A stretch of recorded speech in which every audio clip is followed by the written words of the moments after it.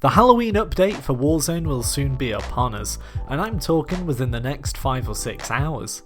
It'll be here 6 PM UK time, so you can use your knowledge of longitudes and time zones to work out the time for wherever you are, or be satisfied that it's in about 5 or 6 hours. There's going to be a whole load of new content coming our way, from new bundles which include the freaky saw guy and Leatherface, to new multiplayer game modes such as Halloween Mosh Pit and Onslaughter mode, and then all the way to the highly anticipated new Warzone game modes.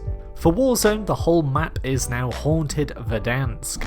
Along with that, we've got Nighttime BR coming, along with Zombie Royale and the reintroduction of Juggernaut Royale. This is all before Nighttime Plunder comes along next week.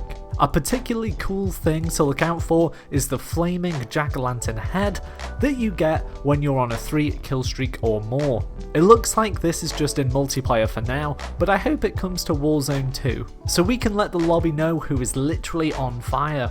In this video I'm focusing on the Nighttime BR and Zombie Royale modes in Warzone.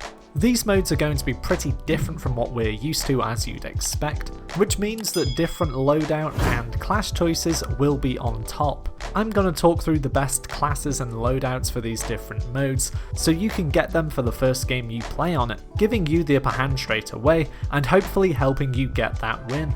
But before we get into that though, if you want to give yourself the best chance in games, get that brightness turned up on your settings. Get these people out of the shadows. Turning the brightness up will be a little bit less theatrical and dramatic, so it's up to you whether you actually want to do this, but it definitely will give you a tactical advantage. In addition, we want to look towards our operator and skin choices to minimise our visibility to enemies even more. If you do buy the bundle skins, they look really cool, so just run them and freak out your enemies. But for the rest of us, I'm going to suggest getting on the darkest skins possible. If you've got the Rose tier 100 skins from the last season, get one of these on 100%. People using this skin are hard enough to see as it is, without it being pitch black out there. Alternatively, the Shrouded skin for Kruger seems to be another good choice. It's pretty dark and doesn't show any bright skin, which is great. The standard skins for the Operator Otter are decent for similar reasons to Kruger, although they're probably not quite as dark, so that is another option. Do not run this guy. Ideally we could run this freaky mannequin that represents the random slot. This is actually better than most of the skins available to us. Alas, we're stuck with humans.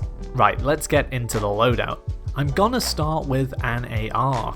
I'm not going to tell you the exact AR to run, as I'm sure you've got your favourite, and if you haven't, you can check out some of my suggestions in other videos here in this card. But in this video, I'm going to suggest the best attachments to use that can be generalised across all ARs and the Bruin MK9, because that is basically an AR too and can have the same attachments. So here on this M13, I've got all of my favourite attachments on that give it balance and power, but instead of the usual optic choice of the VLK 3x zoom, I've gone for a thermal hybrid. This slows down the aiming down sight speed, but does ensure that you use thermal and light people up in the dark map. Now the worst bit about thermals is negated with this sight too, since you'll be able to clearly see at closer ranges as you can swap to the reflex sight. This option tries to offer the best of both worlds and can be run on all ARs. In terms of other attachments, I don't have many recommendations apart from trying not to run a laser. One of the more recent updates made the lasers way brighter, so they're easily seen in daylight, so imagine how much they would give away your position in nighttime Verdansk. In terms of the rest of the loadout, I suggest using the Cold-Blooded perk to stop thermal scopes picking you up as easily, as I expect many people to be switching to thermals in this night mode. Ghost always stays as perk 2, it's just too good. For the third perk, I've actually gone for something that I never normally run, which is Spotter. This allows you to see enemy equipment, field upgrades, and kill streaks through walls, also allowing you to hack the equipment. The reason I'm suggesting this perk on these darker game modes is that I expect more camping to take place generally. And with that, you want as many indicators as you can get to understand the enemy location, and this perk will absolutely do that. Lethal and tactical equipment can remain as what you normally run, but always make sure someone in your squad who is reliable has a heartbeat sensor on. Okay, now for other weapon categories.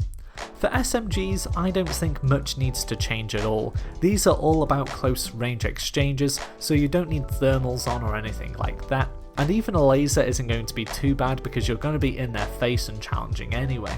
The other weapon that can be dramatically enhanced in night mode is the sniper. Here I've got a HDR with the usual attachments that you may expect, but again with the thermal scope on. This will aim down sights slightly slower, but it allows you to see heat signatures and deal massive damage over ridiculous distances. Now I did say drop the laser as it will give you away. The exception here is this sniper. When you're whistling people at mega distances, they're not going to see the laser before you've pummeled their head in. The reason the laser is important on snipers with a thermal is that you need that extra aiming down sight speed to counter the thermal on it. If you find the ADS okay without the laser and you want to be extra careful to not give away your position, by all means take it off. For perks, we've got Cold-Blooded and Ghost again.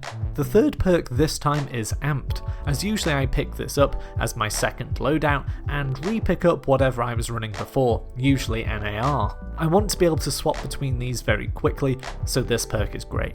A good secondary choice would be akimbo pistols or even a melee weapon, if you're bold enough just to pick up a loadout like this off the bat. I'm actually going to make an updated video on the best secondaries to run on Warzone next week, so maybe keep an eye out for that video. For equipment, again, this can stay the same.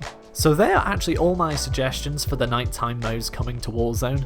Hopefully they'll give you the edge when you hop on later today or in the week. Stay in the shadows, stay safe, and if you've got a second, give the video a like please, and consider subscribing if you want to see more Call of Duty videos. The channel even has memberships now. If you want to find out more about them, click join next to the subscribe button or find the link down in the description. Bye for now.